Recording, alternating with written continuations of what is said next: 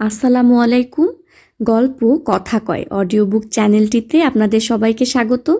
আজ পড়ে শোনাব মোতাহের হোসেন চৌধুরীর একটি প্রবন্ধ লাইব্রেরি। পুস্তকের শ্রেণীবদ্ধ সংগ্রহকে লাইব্রেরি বা গ্রন্থাগার বলা হয়। সকল প্রকার জ্ঞানকে একত্র করে স্থায়িত্বদানের অভিপ্রায় থেকে লাইব্রেরি সৃষ্টি। এক ব্যক্তির পক্ষে সর্ববিদ্যা বিশারদ হওয়া অসম্ভব। বিভিন্ন ব্যক্তি বিভিন্ন বিদ্যায় পারদর্শিতা লাভ করে। আবার যে ব্যক্তি যে বিদ্যায় পারদর্শিতা লাভ করে তার সবটুকু জ্ঞান মস্তিষ্কে ধারণ করাও তার পক্ষে সম্ভব হয় না। তাই প্রয়োজন এমন কোনো উপায় উদ্ভাবনের যার দৌলতে দরকার অনুযায়ী সমস্ত বিষয়ে একটা মোটামুটি জ্ঞান লাভ করা যায়। ফলে লাইব্রেরি সৃষ্টি। লাইব্রেরি তিন প্রকার: ব্যক্তিগত, পারিবারিক ও সাধারণ। ব্যক্তিগত লাইব্রেরি ব্যক্তিমানের খেয়াল মতো গড়ে ওঠে। তা হয়ে থাকে ব্যক্তির মনের প্রতিবিম্ব। ব্যক্তি যে ধরনের রচনা ভালোবাসে তার প্রাচুর্য, আর যে ধরনের রচনা পছন্দ করে না তার অনুপস্থিতি হয়ে থাকে ব্যক্তিগত লাইব্রেরির বৈশিষ্ট্য। এখানে ব্যক্তি স্বেচ্ছাচারী সম্রাট, খেয়াল মতো গড়ে তোলে তার কল্পনার তাজমহল। কাব্যপ্রেমিক হলে কাব্যগ্রন্থ দিয়ে, কথা সাহিত্যপ্রেমিক হলে কথা সাহিত্য দিয়ে, ইতিহাসপ্রিয় হলে ঐতিহাসিক গ্রন্থ দিয়ে সে সাজিয়ে তোলে তার টেবিল, আলমারির শেলফ, সব কিছু। কারো বাধা দেওয়ার অধিকার নেই, আপত্তি করবার দাবি নেই, উপদেশ দেওয়ার প্রয়োজনীয়তা নেই। এখানে সে স্বাধীন, স্বতন্ত্র। ব্যক্তিগত লাইব্রেরি যেমন ব্যক্তির ইচ্ছার প্রতিবিম্ব, পারিবারিক লাইব্রেরি তেমনি পরিবারের অন্তর্গত ব্যক্তিসমূহের সমষ্টিগত ইচ্ছার প্রতিচ্ছায়া। এখানে যেমন একের রুচির ওপর বহুর অত্যাচার অশোভন, তেমনি বহুর রুচির ওপর একের জবরদস্তি অন্যায়। 10 জনের রুচির দিকে নজর রেখেই পারিবারিক লাইব্রেরি সাজাতে হয়।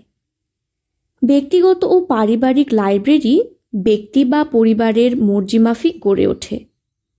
সাধারণের হুকুম চালাবার মতো সেখানে কিছুই নেই।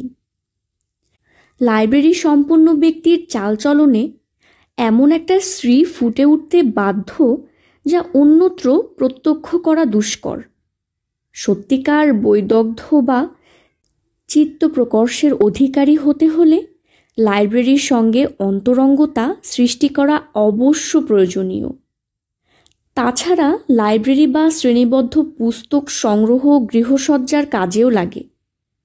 আর এই ধরনের গৃহসজ্জায় লাভ এই যে বাইরের পরিপাট্যের সঙ্গে তা মানসিক সৌন্দর্যেরও পরিচয় দেয়। লাইব্রেরি সৃজনে তৎপর হয়ে ধনী ব্যক্তিরা পুস্তক কেনার নেশা সৃষ্টি করলে দেশের পক্ষে লাভ হবে এই যে অনবরত বাঁধানো পুস্তকগুলো হাতড়াতে হাতড়াতে তাদের চামড়ার তলে যে একটি মন সুপ্ত রয়েছে সে সম্বন্ধে তারা সচেতন হয়ে উঠবেন। লাইব্রেরি সৃজনের দরুন তারা নিজেরা ততটা লাভবান না হলেও তাদের পুত্রকন্যাদের যথেষ্ট উপকৃত হওয়ার সম্ভাবনা। হয়তো এই লাইব্রেরি থাকার দরুনই পরিণত বয়সে তারা সুসাহিত্যিক বা সাহিত্য সমঝদার হয়ে উঠবেন। এই আশা শুধু ভিত্তিহীন কল্পনা নয়। বড় বড় সাহিত্যিক বা কবিদের জীবনী আলোচনা করলে দেখা যায় বাল্যে তারা পিতার অথবা পারিবারিক লাইব্রেরি থেকে সাহিত্য সাধনার প্রেরণা লাভ করেছেন। সাধারণ পাঠাগার আধুনিক জিনিস, কারণ ঐতিহাসিকরা কি বলবেন জানি নে, যে জ্ঞানার্জন স্পৃহা থেকে পাঠাগারের জন্ম, ব্যাপকভাবে তার জাগরণ স্পৃহা সহজে মেটানো সম্ভব নয়। জ্ঞানের বাহন পুস্তক, আর পুস্তক কিনে পড়া যে দুঃসাধ্য ব্যাপার তা ধারণা করা সহজ। পুস্তকের ব্যাপারেও সমবায় নীতির প্রবর্তন আবশ্যক। অর্থাৎ এক্ষেত্রেও 10 মিলে কাজ না করলে সার্থকতা লাভ করা অসম্ভব। এ ব্যাপারে 10-এর মিলিত ফলস্বরূপ যা পাওয়া যায় তাকেই সাধারণ লাইব্রেরি বলা হয়। অবশ্য সাধারণ লাইব্রেরি ব্যক্তির দানও হতে পারে, তবে ব্যক্তিগত প্রভাবের চাইতে সাধারণের প্রভাবই সেখানে বলবত্তর হতে বাধ্য। যদি না হয় তবে সাধারণ পাঠাগার না বলে ব্যক্তিগত পাঠাগার বলাই ভালো।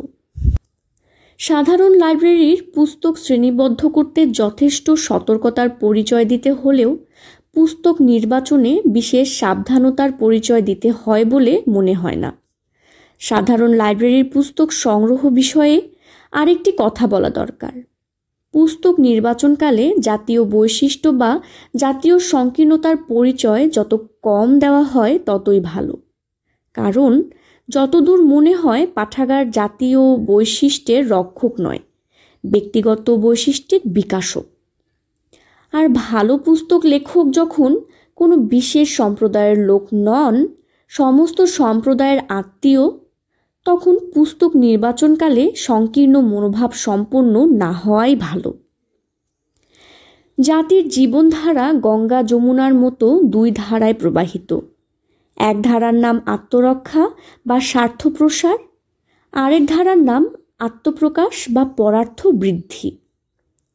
একদিকে যুদ্ধ বিগ্রহ, মামলা ফ্যাসাদ প্রভৃতি কদর্য দিক, অপরদিকে সাহিত্য শিল্প ধর্ম প্রভৃতি কল্যাণপ্রদ দিক। একদিকে শুধু কাজের জন্য কাজ, অপরদিকে আনন্দের জন্য কাজ। একদিকে সংগ্রহ, আরেকদিকে সৃষ্টি।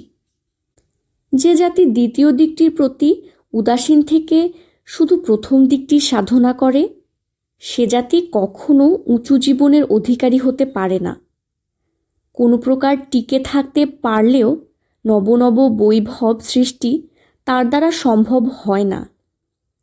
মানসিক ও আত্মিক জীবনের সাধনা থেকে চরিত্রে যে শ্রী ফুটে ওঠে, তা থেকে তাকে একরকম বঞ্চিত থাকতেই হয়। জীবনে শ্রী ফোটাতে হলে দ্বিতীয় দিকটির সাধনা আবশ্যক, আর সেজন্য লাইব্রেরি এক অমূল্য অবদান। লাইব্রেরি জাতির সভ্যতা ও উন্নতির মানদণ্ড, কারণ বুদ্ধির জাগরণ, ভিন্ন জাতীয় আন্দোলন, হুজুগপ্রিয়তা ও ভাববিলাসিতার নামান্তর। আর পুস্তক অধ্যয়ন ব্যতীত বুদ্ধির জাগরণ অসম্ভব। সংক্ষেপিত। এতক্ষণ পড়ে শোনাচ্ছিলাম মোতাহের হোসেন চৌধুরীর একটি প্রবন্ধ লাইব্রেরি। এমন আরও অনেক গল্প পাঠ শুনতে গল্প কথা কয় চ্যানেলটি সাবস্ক্রাইব করুন ও পাশাপাশি বেল আইকনটি প্রেস করুন। আমাদের সাথেই থাকবেন আশা করি। বেশি বেশি গল্প শুনুন ও মানসিক স্বাস্থ্যের খেয়াল রাখুন।